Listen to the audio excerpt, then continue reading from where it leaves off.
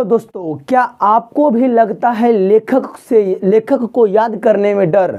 तो बिल्कुल भी मत घबराइए, आइए मिलिए हम लोग के अपने परिवार के साथ। ठीक है, तो जैसा कि हर एक बच्चों को डर लगता है कि सर किस प्रकार से लेखक और उनके रचनाओं को याद करें, बहुत ज़्यादा परेशानी का सामना करना पड़ रहा है। तो डोंट वरी, बिल्कुल भी चिंता मत कीजिए, बिल्कुल आप सही जगह पे आए हैं और आपको इसका ज़रूरत है। तो आप बिना भी समय गवाए और बिना किसी टेंशन का कॉपी और पेन लेकर के या फिर फ्री माइंड से केवल सुनने का काम कीजिए। ये 10th क्लास के बच्चों का इसमें हम लोग इस वीडियो में हम लोग देखेंगे कि किस प्रकार से टोटल लेखक यानी कि मतलब कि उनके कहानियाँ मतलब रचनाएं श्रम विभाजन, जाति प्रथा, 20 के दांत, भारत से हम क्या सीखे, ये टोटल, ठीक है, ये टोटल कहानियां और उसके लेखक सर हमको याद रहता है, लेकिन ये भूल जाते हैं कि कौन किसका लेखक है। राइट, यही प्रॉब्लम हो रहा है क्या? सभी के साथ ऐसा प्रॉब्लम हो रहा है, टेंशन मत लीजिए। ठीक है, आप भी जिस प्रकार से प्रॉब्लम को फेस कर रहे हैं उसी प्रकार से और भी सब फेस कर रहे हैं। ठीक है, तो आपको सभी का लेखक तो याद रहता है, जैसे सभी को पता है कि अमरकांत किसी का ना किसी का तो है, लेकिन किसका है वो भूला जाता है बच्चे लोग। ठीक है, तो डोंट वरी, आप लोग को इसी वीडियो में उसी प्रॉब्लम को सोल्व करेंगे। ठीक है, तो चलिए वीडियो को बिना समय गवाए स्टार्ट करते हैं। वीडियो को शुरू से लेकर अंत तक देखिए, ट्रिक कैसा लगेगा, कैसा लगा उसको एक बार कमेंट कर लीजिएगा। ठीक है, चलिए अब देखिए स्टार्ट करते हैं। ट्रिक है, पहले क्वेश्चन देख लीजिए। क्वेश्चन है कि श्रम विभाजन और जाति प्रथा, श्रम विभाजन और जाति प्रथा का लेखक कौन है? श्रम विभाजन और जाति प्रथा के लेखक कौन है? ठीक है, तो आंसर होगा भीमराव अंबेडकर। चलिए अब इसको पर ट्रिक लगाते हैं। ठीक है, देखिए हम सबको पता है कि श्रम मतलब क्या होता है, मजदूर, है ना। श्रम मतलब होता है मजदूर, मजदूर या फिर लेबर। और यहाँ पर ये भीमराव अंबेडकर, आप लोग महाभारत देखें या महाभारत की कथा सुने हैं, उसमें एक आदमी था जिसका नाम था भीम, उसमें 100 हाथियों का बल था। या तो फिर आप छोटे कार्टून में छोटा बच्चा लोग जो देखता है छोटा भीम कहता है, उसको आप देखे होंगे। तो वो सब क्या करता है कि वो सब श्रम मतलब होता है मजदूर, यानी कि मजदूर लोग क्या करेगा, मजदूर लोग जो है ना वो भीम की तरह मेहनत करेगा। ठीक है, मजदूर लोग क्या करेगा, भीम की तरह मेहनत करेगा। ठीक ना, तो श्रम विभाजन और जाति प्रथा के हो गया भीमराव अंबेडकर। वो दिक्कत, चलिए क्या बोले कि भीम की तरह मेहनत करेगा, अश्रम मतलब होता है लेखक, इसलिए हो गया श्रम। चलिए अगला देखिए, अगला है विष के दांत। विष के दांत लेखक कौन है? नलिनी बिलोचन शर्मा। तो देखिए ध्यान से सीखिएगा, विष के दांत में यहाँ देखिए क्या लिखा हुआ है, विष। विष में क्या होता है, जहर। जो सांप लोग उगलता है, विष उगलता है, उसको कहते हैं जहर। ठीक है, विष। और उसमें देखिए नलिनी बिलोचन में ना को छोड़ दीजिए, केवल नली को याद रखिए।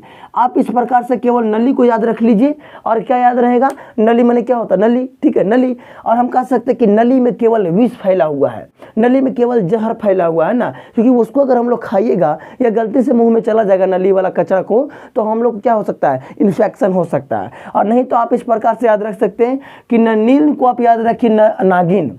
ठीक है, आप नलिन को आप नागिन याद रखिए। और नागिन क्या फेंकती है या नागिन क्या उगलती है, तो नागिन सर विष उगलती है, विष। ठीक है, तो जैसी आपकी मर्जी, इसमें आपको क्या लगाना आप खुद समझ जाइए। ठीक है, अगला है हम लोग का भारत से हम क्या सीखे, है आपका कौन, मैक्स मूलर। भारत से हम क्या सीखे, ऐसा इसका लेखक कौन है, मैक्स मूलर। मैक्स में क्या होता है, आप लोग सुनिए, मैक्सिमम, मिनिमम। मिनिमम मतलब होता है कम से कम और मैक्सिमम के मतलब होता है अधिक से अधिक। तो भारत से हम क्या सीखे, ठीक है, देखिए भारत के जो भी लोग हैं वो बूढ़े काहे नहीं हो जाएंगे, लेकिन कोशिश करेंगे ज़्यादा से ज़्यादा कुछ बातों को सीखें। तो क्या बोल रहे हैं, भारत से हम क्या सीखे, तो भारत के लोग मैक्सिमम यानी ज़्यादा से ज़्यादा सीखने के जोड़ लगाते हैं। भारत के लोग मैक्सिमम ज़्यादा से ज़्यादा सीखने की कोशिश करते हैं। तो भारत से हम क्या सीखे, ट्रिक हो गया, भारत के लोग ज़्यादा सीखने की कोशिश करते हैं। ठीक है, अगला, नाखून क्यों बढ़ते हैं, लेखक है हजारी प्रसाद द्विवेदी।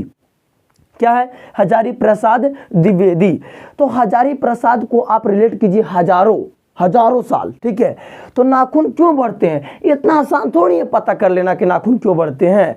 नाखून बढ़ने की जो परंपरा है वो हजारों साल से चलता आ रहा है, हजारों साल से चलता आ रहा है। तो नाखून क्यों बढ़ते हैं उसका हो गया हजारों साल से, हो गया हजारी प्रसाद द्विवेदी। कोई दिक्कत। अगला नागरी लिपि। नागरी लिपि देखिए, नगर मैंने समझते हैं, गांव के मतलब होता है गांव, ग्राम यानी देहाती एरिया, ठीक है। और नगर का मतलब होता है शहर। शहर आपसे अगर कहते हैं कि बाबू गांव में जनसंख्या कितना है और शहर में जनसंख्या कितना है, गांव में कितना है और शहर में कितना है, तो आप कहिएगा सर तुलना कर पाएंगे, गांव में थोड़ा सा कम है और गांव के अपेक्षा शहर में कई गुना जनसंख्या ज़्यादा है। क्या है, क्या फिर से बोलिए, पकड़ा गया, क्या बोले आप, गांव के जनसंख्या का अपेक्षा सर शहर के जनसंख्या कई गुना ज़्यादा है। तो नागरी यानी नगर के जनसंख्या गांव के अपेक्षा कई गुना ज़्यादा है। तो नागरी लिपि के लेखक हो गया गुणाकर मूले। गुणाकर मूले, बताओ कोई दिक्कत भाई, कोई दिक्कत नहीं। अगला बहादुर। बहादुर कहानी एक, इसमें आपको पुस्तक बहादुर कैसी भी दिया तो बहादुर एक कहानी है, ठीक है। इसका लेखक है अमरकांत। क्या है, अमरकांत, ठीक है। बहादुर के लेखक क्या है, अमरकांत। देखिए इसका ट्रिक आपको दिमाग में बैठाते हैं, कैसे बैठाएंगे इसे, ठीक है। देखिए अब कोई आदमी कहता है कि हम तो ढेर बहादुर ही हो, हम धरती पर मरे वाला नहीं है, हम अमर हैं। अमर मतलब होता है अमर हो जाना, ठीक है। और हम सबको पता है कि आप कितनों अमर हो जाइए लेकिन आपका एक ना एक दिन अंत जरूर होगा, ठीक है। तो अगर कोई आदमी बहादुर बनता है तो हम कह सकते हैं बेटा तू अमर नहीं है, आज नहीं तो कल तुम्हारा अंत जरूर होगा। तो ये क्या हो जाएगा, अमर नहीं है अंत जरूर होगा, तो हो गया अमरकांत। और ये किसका है, तो बहादुर कहानी के है, तो बहादुर कहानी का हो जाएगा अमरकांत। अब बहादुर आप अमर नहीं है, आप क्या हैं, आपका अंत होगा, पक्का होगा, ठीक है। अगला परंपरा का मूल्यांकन, रामविलास शर्मा। परंपरा का मूल्यांकन कौन हो जाएगा, रामविलास शर्मा। देखिए एक बात को रिलेट कीजिए, मैं बताता हूं आपको, ठीक है। परंपरा माने क्या होता है, परंपरा माने क्या होता है कि जो हजारों साल या लाखों साल से चलता आ रहा हो, और कहते हैं परंपरा नहीं, हम लोग कहते हैं यार ये तो मेरा परंपरा है यार, मैं इसको कैसे छोड़ दूं। तो ये हम लोग क्या करते हैं, जब ये मतलब कि जब अयोध्या के राजकुमार थे उस समय राम भगवान, यानी हम लोग राम भगवान पूजा करते हैं हम लोग राम भगवान का। राम भगवान बताए हैं, सिखाए हैं कि आपको अगर कुछ करना होगा तो आपको घर से छोड़ के निकलना पड़ेगा। हालांकि वो राजा थे लेकिन 14 साल के लिए जरूर गए थे बाहर। तो हम लोग कहते हैं, किसी को समझाते हैं कि यार तुम लोग को पढ़ना है तो पहले थोड़ा बहुत काहे मेहनत करना पड़ेगा, लेकिन करना पड़ेगा। तो हम लोग डायरेक्टली उसको कहते हैं कि देख ये जो है ना हम लोग का परंपरा है, क्यों, क्योंकि राम भगवान ने ही इस परंपरा को बनाए थे। तो परंपरा का मूल्यांकन हो गया राम से हो जाएगा रामविलास शर्मा। अगला जीत जीत में निरखत हूँ, ये सब लेखक हो जाएगा पंडित बिरजू महाराज। क्या हो जाएगा, पंडित बिरजू महाराज। देखिए हम लोग कहते हैं राजा मैंने क्या होता है, राजा मैंने क्या होता है, जो एक एरिया के राजा हो, एक एरिया के मालिक हो, राजा कहलाएगा ना। तो एक एरिया का मालिक राजा, वो एरिया का मालिक राजा, वो एरिया का मालिक राजा। लेकिन अगर ढेर सारा राजाओं पर राज करता हो और कहते हैं महाराजा, बोलते ना महाराजा या फिर महाराज। तो देखिए एक बार जीतिएगा तो राजा, एक बार आओ जीतिएगा तो राजा, इस प्रकार से लिखिएगा जीत जीत, बेर बेर जीतिएगा भाई, तो बेर बेर जीतिएगा तो महाराजा बनिएगा ना। तो जीत जीत में निरखत हूँ यानी पंडित बिरजू महाराज। अब क्या ही बताएं, इतना हल्के कर दिए इस ट्रिक को हम आप लोग के सामने कि क्या ही बताएं। अगला अभिनयो। अभिनयो में तो कोई दिक्कत ही नहीं, देख लीजिए आ से अभिनयो और आ से अशोक वाजपेयी, आ से अभिनयो और आ से अशोक वाजपेयी, ठीक है। तो ये हो जाएगा अभिनयो। अगला मछली। मछली अभी हाल ही में एगो बहुत अच्छा मतलब ये चला था कि ट्रेंड में कुछ चला था, जैसे में आप लोग देखे होंगे कि मतलब अगर कोई भी काम हो रहा है, जैसे मान लें कि अगर कोई लड़का मतलब कि क्या कर रहा है, छोटा सा ट्रेंड चला था। जैसे मैं बताता हूँ, सुनो। कहा जा रहा था जैसे मतलब कि अगर कहीं कि कोई मतलब कि कोई अगर सो रहा है या फिर कुछ कहीं पे देख रहा है, तो आज से पहले कुछ उन्होंने देखे थे कि का विनोद का हो रहा है ना, का हो विनोद का हो रहा है, ठीक ना। हम लोग किसी को बोलते हैं, अपने छोटा भाई भी का विनोद देख रहे हो, विनोद का हो रहा है से। तो विनोद से याद रखना, विनोद का कर रहा था, मछली मार रहा था, ठीक है। चलिए विनोद क्या कर रहा था, मछली मार रहा था, ठीक है। और नहीं तो आप ऐसे भी ले सकते हैं कि आजकल मछली मारने से आप नहीं खा सकते, मछली को खरीदना पड़ेगा, और खरीदने के लिए क्या लगेगा, शुल्क लगेगा, है ना। शुल्क माने होता है पैसा लगेगा, जैसे मैंने किसी कहते हैं महीना शुल्क, मानसिक शुल्क, है ना। तो इस प्रकार से शुल्क लगेगा। तो मछली खरीदने के लिए आपको क्या लगेगा, शुल्क लगेगा, तो आपको शुल्क तो देना ही पड़ेगा, ठीक है। चलिए आगे ले चलें। आगे इस वीडियो का पार्ट जरूर आपको ला के देंगे, ठीक है, लेकिन कम से कम भी तो इस पे 100 कमेंट्स और 100 लाइक अगर आप लोग कर दिए तो जरूर आप लोग इसका पार्ट 2 ला करके देंगे, ठीक है। लेकिन अगर नहीं करते हैं तो इसका पार्ट 2 आपको नहीं देंगे, ठीक है। तो इस प्रकार से अपने दोस्तों को जरूर फैला के दीजिए इसको कि लो भैया तुम भी पढ़ो और लो भैया तुम भी पढ़ो, सबको मिलजुल के पढ़ाइए, ठीक है। और एक आवश्यक सूचना, बहुत ही अति आवश्यक सूचना जो कि आप लोग को सुनना है, ठीक है, बहुत ही अति आवश्यक सूचना, ध्यान से देखिएगा, ठीक है। सूचना क्या, ऐसे देखिए, सूचना का बा सुना लोग,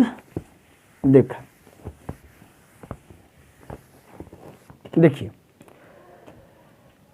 जैसा कि आप सबको पता है कि अब मैट्रिक के समय बहुत नज़दीक आ गया है। मैट्रिक के जो एग्ज़ाम है 2024 के लिए वो काफ़ी नज़दीक आ गया है, ठीक है। जो भी बच्चे 2024 में 10th हो या 12th हो एग्ज़ाम देना चाहता है उसका समय काफ़ी नज़दीक आ गया है। तो उन बच्चों के दिमाग में रखते हुए, जैसे कई बच्चों ये कहते हैं सर हमारा तो तैयारी नहीं हो पाया, ये हो गया वो हो गया, तो 15 अगस्त के बाद यानी कि 20 अगस्त से, कितना अगस्त से, 20 अगस्त से 10th और 12th ये दोनों क्लास के बच्चों के लिए क्रैश कोर्स चालू कर रहे हैं। कौन सा कोर्स, क्रैश कोर्स चालू कर रहे हैं। कब से, 20 अगस्त से। कौन सा कोर्स, क्रैश कोर्स चालू कर रहे हैं, ठीक है। क्रैश कोर्स क्या होता है सर, क्रैश कोर्स कहने के मतलब होता है कि कम समय में फिर से किताब चालू कर देना, मतलब एक कड़ी से। जैसे मान लें कि आपको मैथ फिर से चालू होगा, फिजिक्स फिर से चालू होगा, और आप जहाँ भी हैं वो आप मतलब फिर से आपको पढ़ने का एक मौका मिलेगा। जैसे कोई बच्चे पूरा ख़त्म कर दिए तो आप क्रैश कोर्स में शामिल हो सकते हैं। और क्रैश कोर्स में आपको ऑफलाइन ये क्लास चलेगा, ऑफलाइन भी चलेगा, और आप लोग अगर कमेंट कीजिएगा तो मैं इसका ऑनलाइन भी कर दूँगा, ठीक है। ऑफलाइन आपको पता है कि करियातपुर जगन्नाथपुर, सबको पता है करियादपुर। आप अपना इस ऑफलाइन बैच का एड्रेस लिखना चाहते हैं तो लिख लीजिएगा, करियादपुर जगन्नाथपुर करियादपुर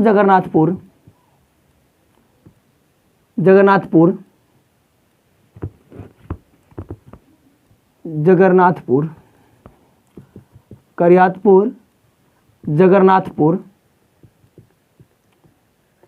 गया, ठीक है।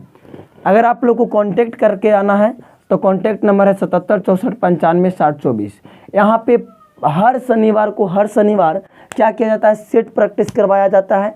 सेट प्रैक्टिस करने का मतलब था कि उसको एनालाइज भी करवाया जाता है, मतलब कि उसको सेट मारने के बाद उसमें कहाँ आपका गलती हुआ वो भी बताया जाता है। और क्रैश कोर्स के साथ साथ आपको जो कोर्स में जो शामिल होना है तो आप ये करियातपुर जगन्नाथपुर पे आकर के, यानी कि कोचिंग का नाम है DMC यानी कि दृष्टि मैथमेटिक्स क्लासेस, आप आकर के वहाँ पे ज्वाइन हो सकते हैं। तो जो भी बच्चे इस क्षेत्र के, करियातपुर क्षेत्र के हैं, वो अगर आप लोग को पढ़ना है, मुझसे अच्छा लगा क्लास पढ़ने में, तो आप इस एड्रेस पे ज़रूर पधारिए।